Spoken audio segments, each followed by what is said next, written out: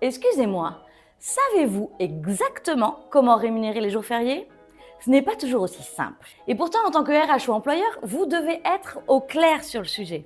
Mais pas d'inquiétude, je vous explique tout.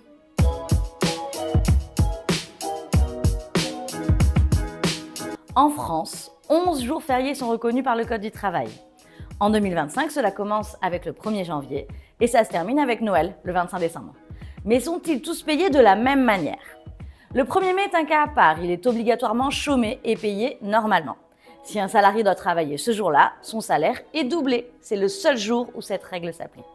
Pour les autres jours fériés, il n'y a pas d'obligation légale de repos. Tout dépend de l'entreprise, d'un accord d'entreprise ou de votre convention collective. S'ils sont chômés, les salariés ayant au moins 3 mois d'ancienneté sont payés normalement. Et si un salarié travaille un jour férié? Contrairement au 1er mai, il n'y a pas de majoration automatique. Tout dépend des accords en place dans l'entreprise. Certaines prévoient une prime ou un repos compensateur. Autre point clé, si un jour férié chômé tombe un jour de repos habituel, il n'est pas compensé, sauf si un accord le prévoit. Et les fameux ponts.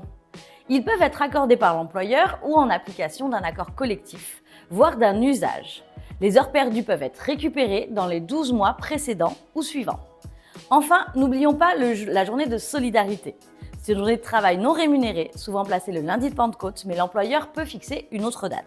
Bref, tous les jours fériés ne se valent pas. Il est essentiel de vérifier ce que prévoit la loi et les accords collectifs pour éviter toute confusion.